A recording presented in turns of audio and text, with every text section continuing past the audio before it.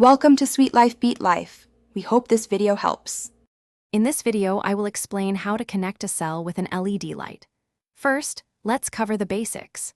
Every LED has a positive and a negative side, called the anode and cathode respectively. The longer leg is usually the anode. Your power source, like a battery, also has positive and negative terminals.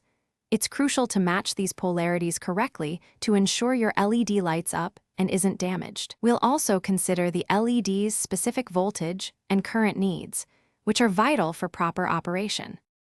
Next, choosing the right resistor is absolutely essential.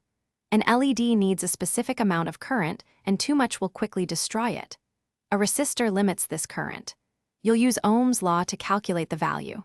For example, if you have a 3-volt cell and an LED with a 2-volt forward voltage requiring 20 milliamperes, you'd need a 50-ohm resistor. Always ensure the resistor's power rating can handle the heat generated. Typically, a quarter-watt resistor is sufficient for small LEDs. Now, let's wire up the circuit. It's quite straightforward.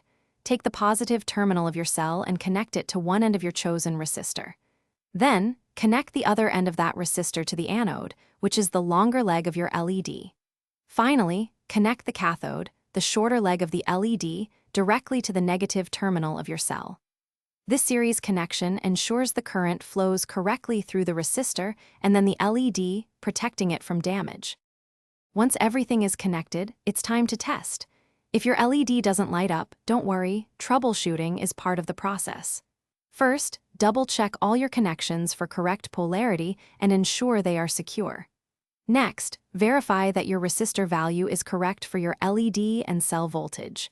Sometimes, an LED might be faulty, so try another if you have one. You can also use a multimeter to check the voltage across the LED and the current flowing through the circuit to pinpoint any issues. Thanks for watching.